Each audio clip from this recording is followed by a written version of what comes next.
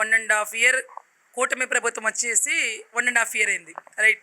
మీరు ఒక మీడియా వాళ్ళకి మీడియా సోదరులకు ఒక మాట అడుగుతున్నాను. కూటమి ప్రభుత్వంలో ఎట్లా ఉంది అనేది మాకు కాదండి, ప్రజలకు అడగండి. ఇలా ప్రజలంతా కూడా హర్షం వ్యక్తం చేస్తున్నారు. ఏంటంటే నిజంగా కూటమి ప్రభుత్వం వచ్చిన తర్వాత సూపర్ 6 పథకాలు అందుతున్నాయి అంటే జెన్యున్ గా ఈ గవర్నమెంట్లోని ప్రజలు. ఇలా మహిళలు కానివ్వండి, మహిళలు అయితే చెప్పలేము ఏంటి, ఏ రంగాల్లో అయినా సరే మహిళలు ఎవరికి ఓటేస్తే ఆయనే నాయకుడు అవుతారు.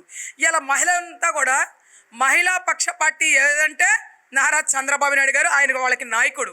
సో అందుకనే ఇలా వాళ్ళకి సూపర్ 6 పథకాల్లో సిలిండర్ 3 అన్నారు, అది ఇస్తున్నారు. బస్సు ఫ్రీ అన్నారు, అది ఇచ్చారు. అమ్మకు వందనం అన్నారు, అది ఇచ్చారు. మరి చాలా చాలా రకాల ఇలా డోక్రా గ్రూప్లోకి ఏదో మాఫీ అన్నారు, అది ఇచ్చారు. అన్నీ ఇచ్చుకుంటానే వస్తున్నారు. ఏదన్నా 1-2 రోజులు లేట్ అవుతుందేమో కానీ సూపర్ 6 పథకాల్లో అన్నీ కూడా అమలైపోయినాయి. వాళ్ళ చేతికి ఆనాడు పింఛను 2,000 ఇచ్చేటప్పుడు 4,000 రూపాయలని చంద్రబాబు చెప్పారు. 4,000 రూపాయలు ఆయన చెప్పిన మాట కాడి నుంచి 4,000 రూపాయలు పింఛన్ ఇవ్వడం జరిగింది. వికలాంగులకి 3,000 రూపాయలు ఉంటే 6,000 రూపాయలు. ప్రతి ఒక్కరికి కూడా ఆయన చెప్పిన మాట తూచ తప్పకుండా అదే మాట ప్రకారంగా చేస్తున్నారు. కాబట్టి ఇవాళ మహిళా పక్ష party Telugu Desam party. Telugu Desam party అంటే మహిళల పార్టీ అని ఇలా ప్రపంచం మొత్తం కూడా తెలుసు. నారా చంద్రబాబు నాయుడు గారు ఉంటేనే ఈ మహిళలు సురక్షితంగా అర్ధరాత్రి అయినా కూడా తిరుగుతారు. వాళ్ళకి ఏ చిన్న అపాయం జరిగినా కూడా అదే ఆఖరి రోజని ఆ రోజు నారా చంద్రబాబు నాయుడు గారు ప్రమాణ స్వీకారం చేసేటప్పుడు కూడా చెప్పారు. ఆయన ఎప్పుడు కూడా మహిళా పక్ష పార్టీ అని, మహిళలంతా కూడా ఆయన వెనకే ఉంటారు.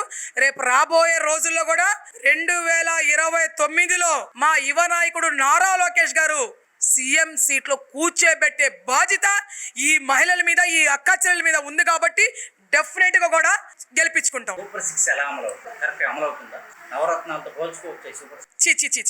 నవరత్నాలకి సూపర్ 6కి మీరు కలపబాకండి దయచేసి.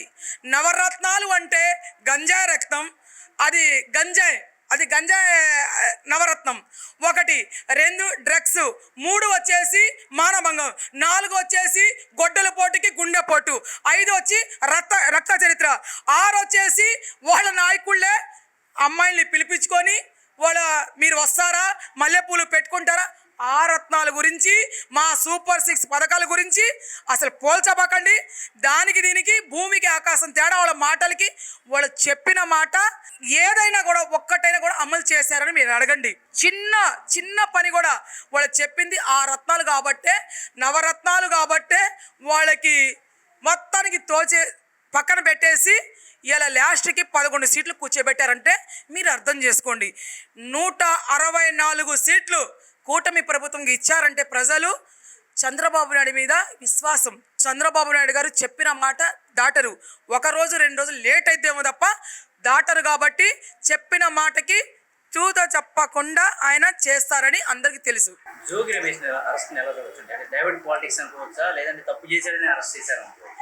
చీచి, అసలు డైవర్ట్ పాలిటిషియన్ ఏంటండి నాకు అర్థం కావట్లేదు. మీరు అడుగుతున్నారు డైవర్ట్ పాలిటిషియన్ అంటే ఒక నాయకుడు, ఒక చంద్రబాబు నాయుడు లాంటి నాయకుడికి మరి ఇంకొక ఎవరైనా ఉంటే ఆ నాయకుడికి కలిపేసి మీరు మాట్లాడితే దాని గురించి మేము మాట్లాడతాం. వాడేంటి చంద్రబాబు డైవర్షన్ పొలిటీషియన్ ఏంటి? వాడు చంద్రబాబు నాయుడు గారు వేసుకునే బూటు ఖరీదు కూడా మనిషి కాదు. వాడు అటు బూట్లు తుడుస్తాను కూడా పనికిరాని వాడు.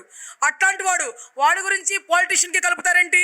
వాడు ఒక రౌడీ షీటర్, ఒక షీటర్. కాబట్టే ఈ ప్రభుత్వం మీద ఎన్నో రకాలుగా పోల్చాలి. కాబట్టి ఇవాళ ఎక్కడో ఉన్న వాళ్ళకి తీసుకొచ్చేసి కల్తీ మందు తయారు చేయించేసి స్వయంగా పట్టుకుని అతనే చెప్పాడు కండి. స్వయంగా కల్తీ మందు తయారు చేయించేసి గవర్నమెంట్ మీద రుద్దాలని చూశారు. అది బయటపడేది. మళ్ళీ వెళ్ళి అమ్మవారి మీద ఒట్టేసి చెప్తున్నాను, దుర్గమ్మ మీద అన్నారు. దుర్గమ్మ ఏం చేపించింది నీకు? 36 గంటలు కూడా నీకు నిండలేదు. ఇట్లాంటి యదవల గురించి మేం మాట్లాడతాం. నిజంగా మాకైతే చీ అనిపిస్తుంది. రెండోది, ఈయన భార్య ఏదో చెప్తుంది, పాలిటీషియన్ అంటే చంద్రబాబు నాయుడు గారు కుటుంబం కూడా ఉన్నారుగా, అట్లాంటి కుటుంబం అని. అమ్మా, నువ్వు వస్తే రాజకీయాల్లో బయటకు వచ్చి మాట్లాడు. లేదంటావా ఒక భార్య జోగి గాడు భార్యగానే, ఒక రౌడీ షీటర్ భార్యగానే ఇంట్లో ఉండు. నువ్వు ఏదో నీకు ఒక కాగితం రాసిస్తే అది చదువుతా, నువ్వు మా బోనమ్మకి నిన్ను కలపటానికి నువ్వు అర్హురాలు కాదు. మా బోనెమ్మ తిరిగే దాని మీద ఆ కాల్లో కాలు పెడతానికి కూడా నువ్వు పనికిరావు. ఎందుకంటే చంద్రబాబు నాయుడు గారికి తీసుకెళ్తే వాళ్ళ కుటుంబం ఎంత బాధ, నీ కుటుంబంకి ఆయన కుటుంబం కలుపుతావేంటి? నీ కుటుంబం ఏంటి, చంద్రబాబు నాయుడు కుటుంబం ఏంటి? చంద్రబాబు నాయుడు కుటుంబం ఒక ఇష్టనల్ లీడర్, అది.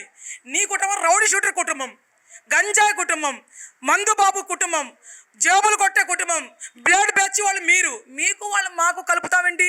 నారా వారికిను నీకు పనికిరాని జోగి గడికి జోగులు అడుక్కునే వాడి గురించి. దయచేసి తల్లి, నీ భర్త నీకు చెప్పే మాటలన్నీ కూడా ఏ రకంగా చెప్తున్నాడో ఆలోచించుకో.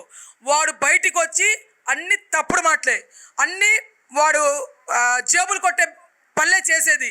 నీకు తెలియదు కాబట్టి మీరు తెలియనట్టు ఉండండి. నీ భర్తకు ఒకసారి అరెస్ట్ చేశారంటే నువ్వు బాధపడితే నువ్వు ఇంట్లో ఉండు, మీడియా ముందు రాబాకు. మీడియా ముందు వచ్చావా బహిరంగంగా బయటకు వచ్చి మాట్లాడు, నీ కార్యకర్తలు సమాధానం చెప్తాము. దానికోసం ఈ మాట చెప్తున్నాము. రాత్రి గవర్నమెంట్ హాస్పిటల్కి ప్రభుత్వ హాస్పిటల్కి వైద్య పరీక్షలకు తీసుకొస్తే ఏంటండి అల్లరి ముక్కలు ఏం చేస్తున్నారండి? హాస్పిటల్ ఇవాళ ఇంత దౌర్జన్యంగా వాళ్ళు గుండాయిజం 5 ఏళ్ళు చేసింది సరిపోక ఇంకా గుండాయిజంగా రాత్రి గవర్నమెంట్ హాస్పిటల్లో ఏమండి జోగిగాడు మనుషులు, బ్లేడ్ బ్యాచ్లు, రౌడీ షీటర్లు వాళ్ళకి గంజాయి ఆపిచ్చేసి ఒక బిర్యానీ ప్యాకెట్ ఇచ్చేసి 500 రూపాయలు డబ్బులు ఇచ్చి ఫిట్రోలు వేసి వాళ్ళకి బండ్లో ఫిట్రోలు వేసి తీసుకొస్తే అల్లరి ముక్కలు ఈ రకంగా చేస్తే ఐసీ రూమ్లో ఎవరుంటారండి? సీరియస్ పేషెంట్స్ ఉంటారు. ఐసీ రూమ్లో ఉన్న పేషెంట్ కూడా కంగారు పడి ఇలా ఒక పెద్దతను గుండె ఆగిపోయి చనిపోయారు అంటే ఈ లా అండ్ ఆర్డర్ ఏం చేస్తుంది? ఈ లా అండ్ ఆర్డర్కి ఒకటే అడుగుతున్నాం, ఎందుకు మీరు వాళ్ళకు భయపడుతున్నారు? ఇంకా మీకేమైనా చేస్తారని భయపడుతున్నారా? లేదు వాళ్ళ మోచాయి నీళ్ళు ఏమైనా తాగుతున్నారా? మీరు లేదుగా. మీరు చదువుకొని ఉన్నత స్థాయిలో ఉద్యోగాలు చేసేవాళ్ళు. మీరు ఇవాళ ఎన్టీఆర్ జిల్లా సిపి గారు ఏం చేస్తున్నారు? ఎందుకు బందోబస్తు పెట్టలేదు? ఎందుకు ఎక్కువ పోలీస్ డిపార్ట్మెంట్ని దించలేదు? ఎందుకు ఇవాళ మిలిటరీకి దించలేదు? ఈ గుండాగాడు అని మీకు తెలుసుగా. రౌడీ షీటర్లు అంటే రౌడీలంతా కూడా గుండాగాళ్ళంతా అంతా ఏకమైపోయి ఈ అల్లరి ముక్కలు బ్లేడ్ బ్యాచ్లకి మందు తాగే వాళ్ళకి తీసుకొస్తారని తెలుసుగా. ఆనాడు నారా చంద్రబాబు నాయుడికి అరెస్ట్ చేసేటప్పుడు ఆయన ఒక పార్టీ అధ్యక్షుడు, ఒక ప్రతిపక్ష నాయకుడు, 3 సార్లు ఆయన సీఎంగా చేసిన మనిషికి మీరు అరెస్ట్ చేసేటప్పుడు మా కార్యకర్తలు, మాలాంటి జెన్యున్ కార్యకర్తలకు కూడా దగ్గర కూడా రానికుండా 10 కిలోమీటర్లు మీరు ఆపేశారుగా.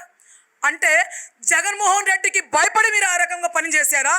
ఇలా చంద్రబాబు నాయుడు గారు ఏమనరులే అని అనుకొని మీరు ఈ రకంగా పనిచేస్తున్నారా? మీరు వెంటనే నిన్న ప్రభుత్వ హాస్పిటల్ మీద దాడి ఎవరు చేశారు? గుండాలు, ఆ బిలేడ్ బ్యాచ్లు, ఆ రౌడీ షీటర్లకి వెంటనే వాళ్ళ మీద చర్యలు తీసుకోవాలా.